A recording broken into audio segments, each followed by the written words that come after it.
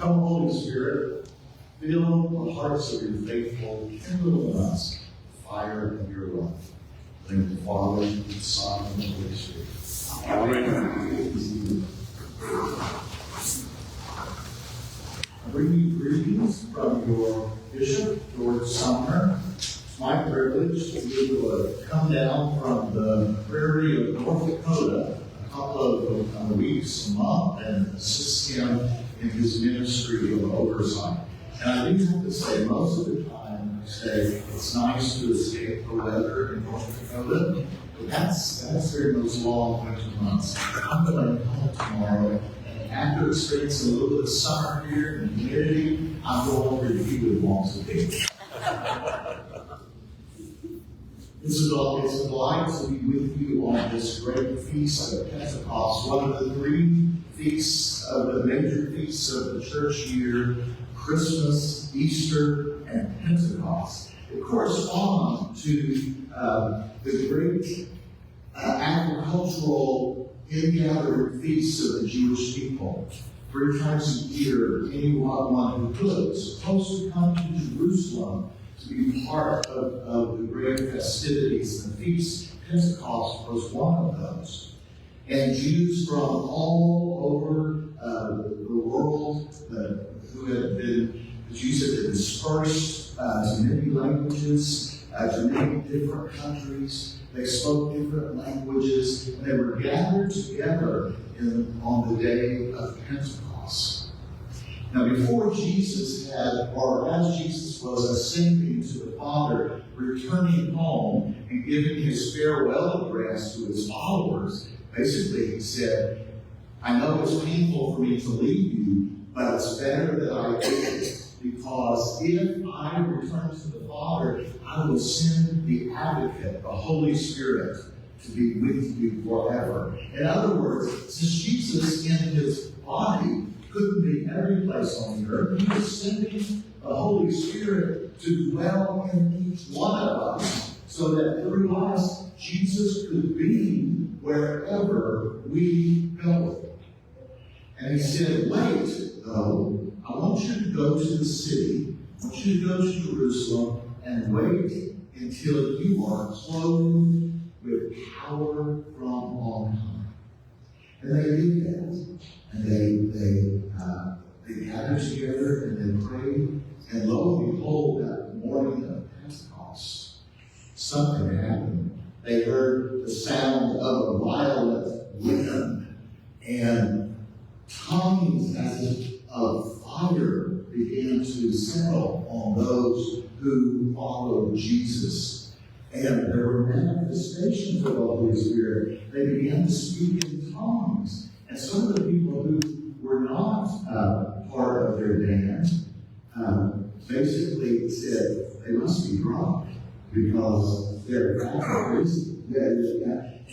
And people said, no way, it's only 9 in the morning, This is what happens when the Holy Spirit comes down upon us. We have manifestations of that Spirit in our lives as a witness for those who are with us.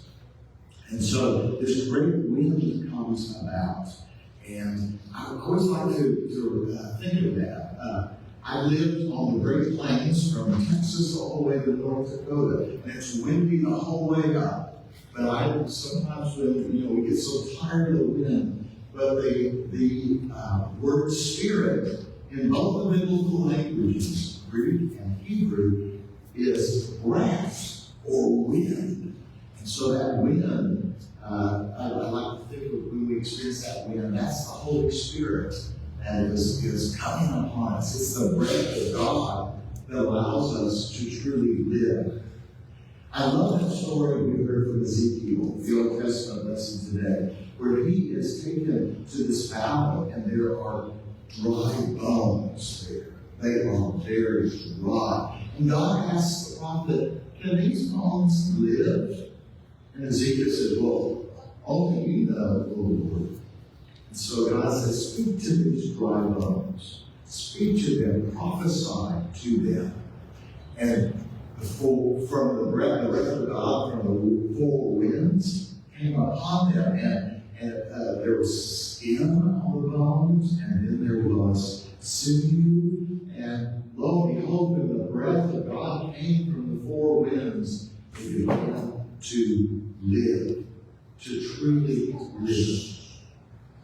I think that's the message for us on Pentecost, that we continually open our lives, make ourselves available for that breath of God to come into us, and to help us live, to truly live, not just go through the motions, but know the power of the living God, to experience Him within ourselves, and then to engage in the work that He gives each one of us individually and corporately to engage in. Brothers and sisters, this is a great day for the church. The Holy Spirit has come, He is with us. I pray that you feel some of that today, that you witness the manifestation of the Spirit in your own life. Sometimes we are so busy, we don't see it. Today, look for it. God is active in His Holy Spirit in our world today. Look around you. Look in nature. Look in the church. Look in your community. God is alive and breathes into us the living presence of Jesus the Lord. This morning, I'm accompanied by Deacon Deborah Vela, and they're good about sending deacons with me when I go places, because deacons have a special relationship with the bishop. And I don't know, Father Roy, have you had deacons here in this congregation before? I'll be the bishop, not from me. Okay, all right. I'm going to invite Deacon Deborah just to share a little bit about what it means to be a deacon today. Good morning, St. Andrews. Good morning. It's a joy to be here again. I was also here with Bishop Sumner and the bishop from, the other bishop from Africa. And I was here for the Daughters of the King. How many daughters were here when the daughters all been here? Well, anyway, I was here before, so it's a joy to be here again. As you can see, one of our duties is attending bishops as they travel throughout the diocese, and it's a joy because I get to meet more friends and have communion with more people. It's real joy. We are a special, our order for the deacon is, we are under the supervision and direction of the bishop and bishops. And so we can say that they are our boss.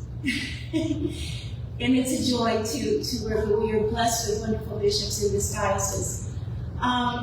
We are called, there's a special calling for the poor, the sick, the weak, and the lonely. You will find deacons as hospital chaplains and working among the sick at different places. You will find deacons serving the poor, and the weak, and the lonely. My ministry has kind of been more of a focus on food ministry. I work with the North Texas Food Bank and now the East Texas Food Bank. We have special sites in the diocese has granted us a big, I call her the big girl. She's a big white truck. And we travel, and at our different sites, it can be from St. Mary's, Irving, all the way to St. Mark's, Mount Pleasant, serving about 200 families in a drive-through program of food. My husband and I are Spanish speakers, so we are able to accommodate many from Mexico, Central America, South America. It's a special ministry, and I truly have been blessed and supported by the diocese to do that ministry.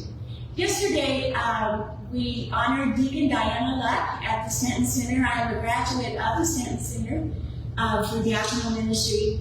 She is what we call our mother deacon, but also our treasure. And we honored her yesterday, and I just wanted to do a special honor and thanksgiving for Deacon Diana and for the Stanton Center, which Bishop Smith is a wonderful professor there as well. If anyone is interested in the diaconate, it is a service ministry.